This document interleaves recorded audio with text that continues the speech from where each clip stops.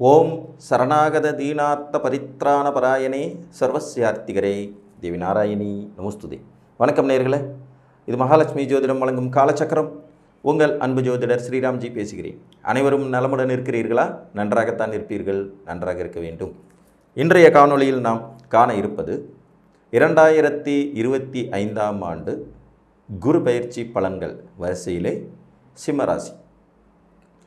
வரும் 2025ஆம் ஆண்டு மே மாதம் 11ஆம் நாள் திருக்கணித பஞ்சாங்கப்படி குரு பகவான் ரிஷப ராசியிலிருந்து மிதுன ராசிக்கு பயிற்சியாகிறார். இந்த குரு பயிற்சி பலன்களில் சிம்ம ராசிக்கு எப்படி இருக்கும்? ஏற்கனவே சனி பயிற்சி நடந்து அதில் அஷ்டம சனி ஆரம்பிச்சிருக்கிற நிலையில் குரு பயிற்சியானது இவர்களுக்கு சற்று ஆறுதல் அளிக்கும் விஷயமா இருக்கும். இதை தொடர்ந்து வரக்கூடிய ராகு கேது பயிற்சியுமே சிம்மராசிக்கு அவ்வளோ சிறப்பு இல்லை அப்படின்னு தான் சொல்லணும். ஆனாலும் 7ஆம் இடத்துல உட்கார்ந்துட்டு இருக்க ராகுவை குரு பார்த்து சாந்தப்படுத்திடுவாருங்கிறனால அதுவும் ஒரு பெரிய நெகட்டிவாக இருக்காது. சனி பகவான் அமர்ந்திருக்கும் ஸ்தானம் மோசமான ஸ்தானம் என்றாலும் கூட குரு வந்து அமரும் ஸ்தானம் 11ஆம் வீடு. பொதுவாக ஸ்தான பலம்ங்கிற அடிப்படையில் 2, 5, 7, 9 மற்றும் 11ஆம் இடத்துல குரு வந்து பயிற்சியாகி நிற்கிற காலம் ரொம்ப சிறப்பாக இருக்கும் அப்படின்னு சொல்லலாம். நேச்சராகவே கோச்சார பலன்களுக்கு நான் பெரிய முக்கியத்துவம் கொடுக்கவே மாட்டேன். இது ஒரு 10% வேலை செஞ்சிருச்சுனால பெரிய விஷயந்தான். உங்களுடைய ஜாதக அடிப்படை தசாபுத்திகளின் வலிமையிலேயே உங்களுக்கு பலன்கள் நடைபெறும். அதை சற்று கூடுதலாகவோ அல்லது குறைவாகவோ செய்யக்கூடிய அமைப்பு மட்டும்தான் கோச்சாரத்துக்கு உண்டு. அதனால் நீங்கள் அஷ்டம சனியை நினச்சி பெருசாக கவலையும் படக்கூடாது, குரு பயிற்சியை நினச்சி பெருசாக சந்தோஷமும் பற்றக்கூடாது. ஆஹா, குரு கூரையை பிடிச்சிட்டு கொட்ட போகிறாரு அப்படின்னு. அஷ்டம சனி ஏதோ அடித்து துவச்சி காய போட போகுதுன்னோ அல்லது குரு வந்து கூரையை பிடிச்சிட்டு கொட்ட போகிறாருன்னோ ரெண்டுமே கிடையாது. உங்கள் ஜாதகத்தின் அடிப்படை தசாபுத்திகள் என்ன நடக்குது, அது உங்கள் லக்னத்துக்கு எப்படி இருக்குங்கிறத பொறுத்து தான் பலன்கள். இருப்பினும் 11ஆம் இடத்து குருங்கிறது ஒரு சாந்தமான அமைப்பான ஒரு நல்ல இடம்தான். குருவுக்கு 11ஆம் இடம் பொதுவாக எந்த கிரகத்துக்கும் 11ஆம் இடம் சிறப்பு. அந்த வகையில் 11ஆம் இடத்துல உங்கள் பூர்வ புண்ணியாதிபதி உங்கள் ராசிக்கு 5 கூடையவர் வந்து உட்கார்ந்து அந்த 5ஆம் இடத்தையே பார்க்கறது ரொம்பவுமே சிறப்பு. மனதிற்கு இனிய நிகழ்ச்சிகள் நடக்கும் வாய்ப்புகள் இந்த குரு பயிற்சியில் உங்களுக்கு உண்டு.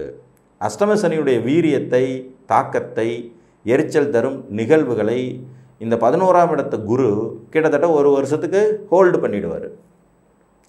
அப்போ அதனால் ஏற்படக்கூடிய மிகப்பெரிய பாதிப்புகளை பெரிய லெவலில் நீங்கள் சமாளிக்க, அதாவது கஷ்டப்பட வேண்டியது இருக்காது. இதில் இன்னொரு பியூட்டி பார்த்திங்கன்னா 11ஆம் இடத்துலேருந்து குரு அடுத்து பயிற்சி ஆகிறது 12ஆம் இடம் உச்ச வீட்டுக்கு. இங்கே வந்து உட்கார்ந்தோடனே நேரடியாக சனியை பார்த்து அங்கேயும் சாந்தப்படுத்திடுவார். அப்போ சிம்மராசிக்காரங்களுக்கு அடுத்த அஷ்டம் சனிங்கிறது ஒன்றுமே இல்லை, அது பாட்டுக்கு கடந்து போயிடும் அப்படிங்கிறது தான் நிதர்சனமான உண்மை. பொதுவாக 11ஆம் இடங்கிறது அபிலாசைகளை பூர்த்தி செஞ்சு வைக்கிற இடம். நம்மளுடைய ஆசைகள் பூர்த்தியாகும், நீண்ட காலம் இழுபறியாக இருந்து வந்த காரியங்கள் நிறைவேறும். குருவின் பார்வை திறன் எங்கெங்கே கிடைக்குதோ அதுதான் ரொம்ப விசேஷம். அந்த வகையில் உங்கள் ராசிக்கு தைரிய வீரிய செயல்திறன் ஸ்தானம் சொல்லக்கூடிய 3ஆம் இடம், பூர்வ புண்ணியஸ்தானம் சொல்லக்கூடிய 5ஆம் இடம் மற்றும் கலத்திரஸ்தானம் சொல்லக்கூடிய 7ஆம் இடத்தை குரு பார்க்க போகிறார். திருமண காரியங்கள் தடைபட்டு வந்த சிம்மராசிக்காரர்களுக்கு இப்போ திருமணம் கைகூடும். மறுமணத்தை எதிர்நோக்கி காத்திருந்தவங்களுக்கு மறுமணம் கிடைக்கிறதுக்கான வாய்ப்புகளும் உண்டாகும். ஏன்னா இதில் மறுமணம்னு சொல்கிறதுக்கு 11ஆம் இடத்துல குரு இருக்கார் இல்லையா, அதனால் வரக்கூடிய வாய்ப்பு. கூட்டாளிகள் வசத்தில் இருந்து வந்த கருத்து வேறுபாடுகள் நீங்கும். சமுதாயத்திற்கும் உங்களுக்குமான உறவு நிலை நல்ல நிலைமையில் இருக்கும். வாழ்க்கை துணை விஷயத்தில் இருந்த முரண்பாடான எண்ணங்களும் செயலும் சிந்தனையும் நீங்கி போகும். நிறைய பேர் டைவர்ஸ் அப்ளை பண்ணலாமல் நினச்சிட்டு இருந்தோம் கூட இந்த காலகட்டத்தில் மனமாற்றத்தை சந்திக்கும் வாய்ப்பு ஏற்படும். பங்காளிகள் கூட்டாளிகள் வகையில் அனுகூலமான செய்திகள் வருவதற்கான சாத்தியக்கூறுகள் உண்டு. மேலும் 5ஆம் இடத்தை குரு பார்க்குறார். மந்திரஸ்தானம் என்று சொல்லக்கூடிய இந்த வீடு அவருக்கு சொந்த வீடாகவும் இருக்கிறதுனால சொந்த வீடு கட்டி குடிபுகும் வாய்ப்புகள் சிம்மராசிக்காரங்களுக்கு இந்த காலகட்டத்தில் கொஞ்சம் மிகுதியாக இருக்கும். பூர்வீக சொத்துக்களில் இருந்து வந்த பிரச்சனைகள் முடிவுக்கு வரும். குழந்தை பிறப்பை எதிர்நோக்கி காத்திருந்தவங்களுக்கு குழந்தை பிறப்புக்கான அனுகூலமான காலம் இது அப்படின்னு சொல்லலாம். மனதிற்கு இனிய சம்பவங்கள் நிகழ்ந்தேறிடும் வாய்ப்புகள் உண்டு. ஜாதகத்தில் சாதகமான தசாபுத்திகளும் உங்களுக்கு இருந்துச்சுன்னா கண்டிப்பாக மனதிற்கு இனிய சம்பவங்கள் நிச்சயம் நிறைவேறும். காதல் கைகூடும். உயர்கல்வியில் முன்னேற்றம் ஏற்படும் வாய்ப்பு உண்டாகும். பங்குச்சந்தை போன்ற துறைகளில் ஆதாயம் ஏற்படும் அமைப்பு. பூர்வீக சொத்துக்களில் இருந்து வந்த வில்லங்கங்கள் நிவர்த்தியாவது.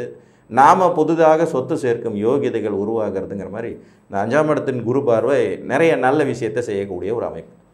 ஸோ 5ஆம் இடத்தை குரு பார்க்கிறார் அப்படிங்கிறதே வந்து ஒரு பாசிட்டிவான விஷயந்தான்.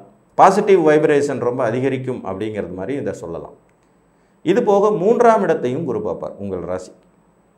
தைரிய வீரிய செயல்திறன் அதிகரிக்கும். செயல்திறன் அதிகரிக்கும்.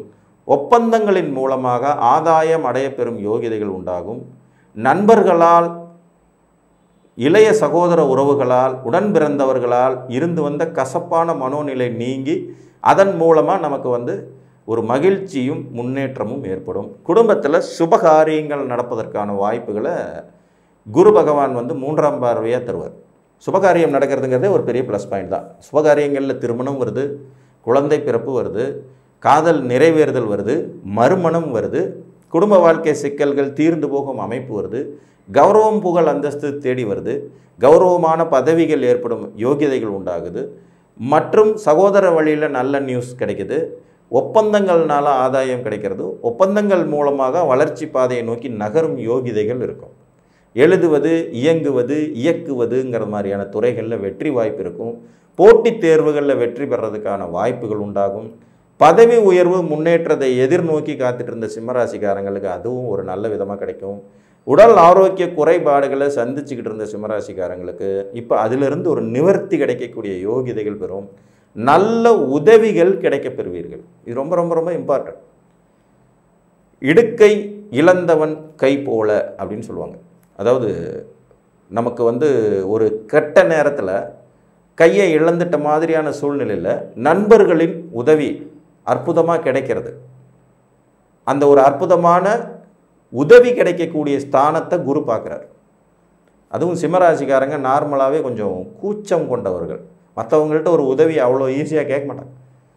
அவங்களுடைய நான் ராசிநாதன் சூரியன் இல்லையா, அந்த கர்வம் இருந்துக்கிட்டே இருக்கும். பசியோட துடிச்சா கூட எனக்கு சாப்பாடு வாங்கி கொடுன்னு யார்ட்டையும் கேட்குற மனசு சிம்மராசிக்கு வரவே வராது.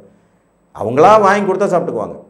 எப்போதும் சுய கௌரவம் பார்ப்பவர்களுக்கு இந்த உதவி ஸ்தானத்தை குரு பார்ப்பதனால மிக அற்புதமான உதவிகள் நீங்கள் விருப்பப்பட்ட அளவுக்கு உங்களுக்கு கிடைக்கும். புரிஞ்சுதுங்களா?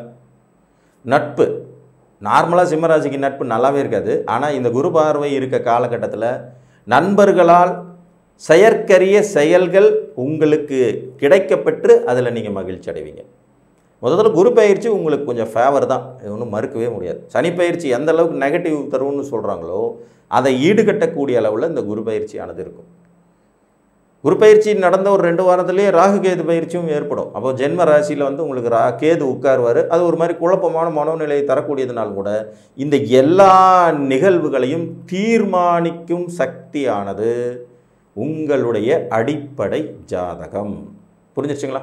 அந்த அடிப்படை ஜாதகத்தில் நடந்துட்டுருக்கிற தசா புத்தி எதுவோ அது உங்கள் லக்னத்திற்கு எப்படிப்பட்டதாக இருக்கிறதோ அதை பொறுத்து தான் பலன்கள் இங்கே நடக்கும். இந்த கோச்சார பலன்கள்ங்கிறது சற்று கூடுதலாகவோ அல்லது குறைவாகவோ நடக்கும். இஷ்ட தெய்வ வழிபாட்டுடன் சூரிய பகவானை நமஸ்காரம் செய்வது, ஞாயிற்றுக்கிழமைகளில் சிவ வழிபாடு அல்லது பெருமாள் வழிபாடு தொடர்ந்து செய்வது, சிகப்பு வஸ்திரத்தை சூரியனுக்கு வாங்கி ஞாயிற்றுக்கிழமையில் சிவன் கோயிலில் இருக்கிற சூரியனுக்கு சாத்தி கோதுமை நைவேத்தியம் பண்ணி வழிபடுறது, இதெல்லாம் உங்களுடைய நல்ல பலன்களை மிகுதிப்படுத்தும் தன்மை கொண்டது. அதிகாரத்தில் உள்ளவங்க, தகப்பன் வர்க்க உறவுகள், சித்தப்பா பெரியப்பா, மாமனார் மாதிரியான உறவுகள், வயதில் மூத்தவர்கள், அரசு அதிகாரிகள், அரசியல்வாதிகள், இவங்களோடையெல்லாம் இணக்கமாக இருக்க கற்றுக்கோங்க. இதெல்லாம் செய்யும்போது சிம்மராசிக்கு இருக்கக்கூடிய நெகட்டிவ் கோச்சார பலன்கள் பெருமளவு பாதிப்பை தராது என்று கூறி மீண்டும் ஒரு காணொலியில் உங்களை வந்து சந்திக்கும் வரை உங்களிடமிருந்து அன்புடன் விடைபெற்றுக் கொள்வது உங்கள் அன்பு ஜோதிடர் ஸ்ரீராம்ஜி. நன்றி, வணக்கம்.